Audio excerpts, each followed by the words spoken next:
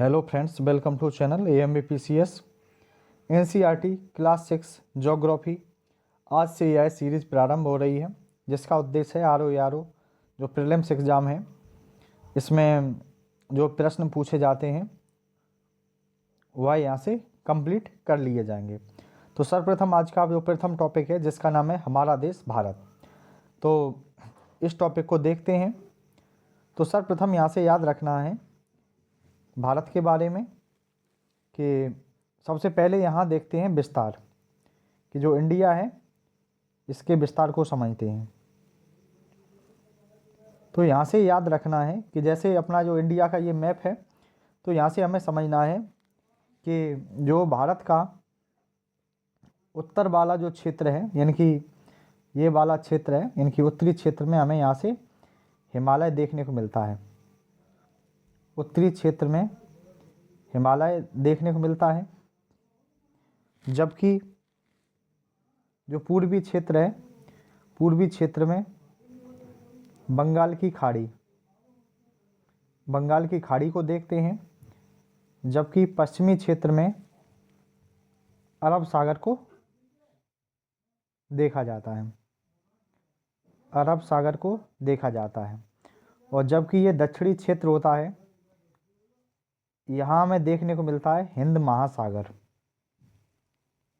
हिंद महासागर।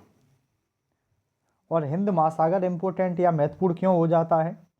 ये इसलिए महत्वपूर्ण हो जाता है क्योंकि 5 महासागरों में से एक ऐसा महासागर हिंद महासागर है जिसका नाम किसी देश के नाम पर पड़ा है, तो इसलिए यह महत्वपूर्ण हो जाता है। तो हमने क्या समझा कि जो भारत है, भारत का जो उत्तरी क्षेत्र है, उत्तरी क्षेत्र में हिमालय, जबकि पूर्वी क्षेत्र में बंगाल की खाड़ी, पश्चिमी क्षेत्र में अरब सागर, जबकि दक्षिणी क्षेत्र में हिंद महासागर देखने को मिलता है, तथा इसका जो नाम है वो किसी देश के नाम पर है, यानी कि हिंदुस्तान के नाम पर है। इसके बाद देखने वाले हैं कि जो इंडिया है, इंडिया की पूरब से पश्चिम की लंबाई, उत्तर से दक्षिण की लंबाई। तो यहाँ से याद रखना होगा कि जो भारत की पूरब से पश्चिम की लंबाई कितनी है, तो 29-33 है, जबकि उत्तर से दक्षिण की लंबाई कितनी है, तो 32-14 है। इसको याद रखना होगा। पूरब से पश्चिम की लंबाई 29-33 और उत्तर से दक्षिण की लंबाई 32-14 है। जबकि भारत को देखा जाए तो इसको कई नामों से जाना जाता है, कि जबकि हमें यहाँ से जो याद रखना होगा कि संवैधानिक नाम देखे जाएं तो भारत अर्थात इंडिया, 2 नामों का उल्लेख मिलता है। भारत भी आर्टिकल 1 में भारत और इंडिया का उल्लेख मिलता है, जबकि इसको कई और अन्य नामों से जाना जाता है। जैसे इसे हम आर्यावर्त कहते हैं, जम्बू द्वीप कहते हैं, हिंदुस्तान कहते हैं या भारत खंडे आदि के नाम से इसे जाना जाता है। तो ये इसके प्रमुख नाम हैं, लेकिन 2 संवैधानिक नामों का उल्लेख मिलता है, भारत अर्थात इंडिया। इसके साथ देखा जाए, बढ़ते हैं आगे की ओर।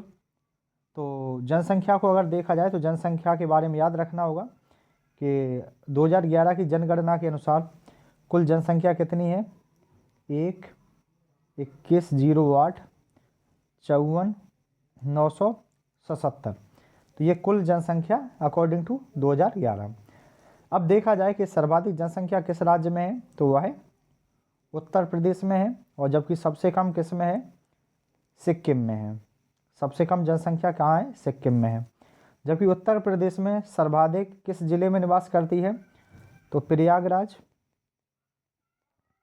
और सबसे कम महोबा। याद रखना होगा, सबसे कम महोबा में निवास करती है। इसके साथ देखा जाए, भारत को देखा जाए तो अकॉर्डिंग टू 2011 चीन के बाद द्वितीय स्थान पर है, यानी कि दूसरे स्थान पर है। इसके साथ देखते हैं भारत का क्षेत्रफल। भारत का क्षेत्रफल को देखा जाए तो याद रखना होगा कि जो भारत का जो क्षेत्रफल है 32,87,263 वर्ग किलोमीटर यानी कि क्षेत्रफल देखने को मिलता है, तथा क्षेत्रफल में यह 7वां स्थान रखता है। क्षेत्रफल में यह 7वां स्थान रखता है। क्षेत्रफल की दृष्टि से देखा जाए तो राजस्थान सबसे बड़ा राज्य है, जबकि सबसे छोटा राज्य कौन सा है? गोवा। सबसे छोटा राज्य कौन सा है? गोवा है। और उत्तर प्रदेश का क्षेत्रफल में चौथा स्थान है। ये भी याद रखना है, क्योंकि राजस्थान के बाद मध्य प्रदेश, मध्य प्रदेश के बाद महाराष्ट्र और महाराष्ट्र के बाद उत्तर प्रदेश, यानी कि चौथे स्थान पर आता है।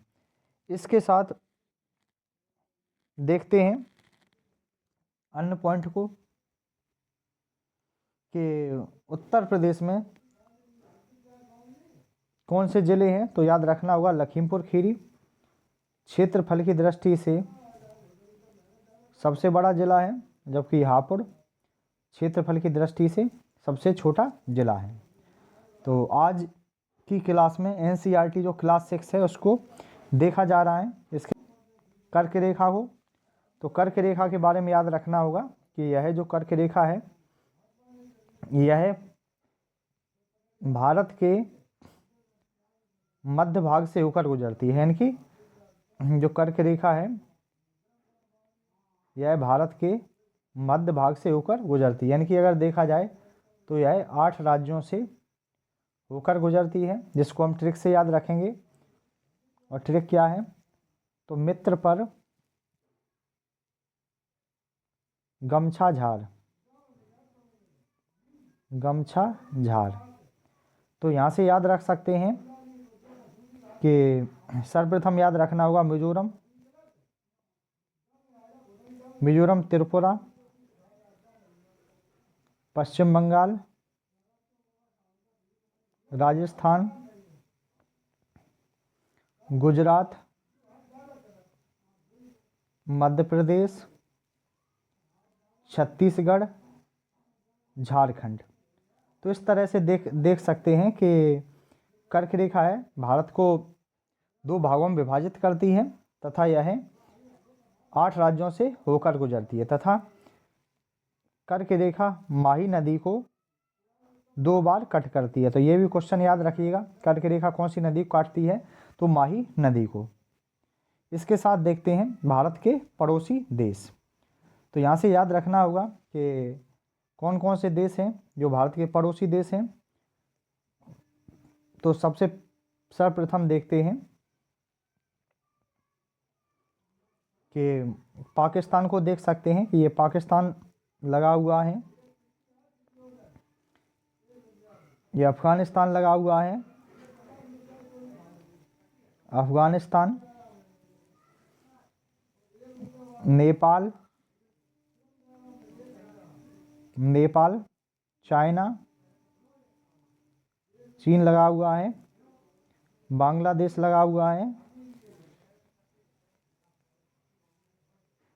म्यांमार लगा हुआ है, और ये भूटान लगा हुआ है। तो इस तरह से याद रखना होगा कि स्थल सीमा से जो देश लगे हुए हैं इनकी पाकिस्तान, कौन कौन से देश हैं? तो पाकिस्तान लगा हुआ है, अफगानिस्तान है, नेपाल है, चीन है, भूटान है, म्यांमार, इनकी बांग्लादेश।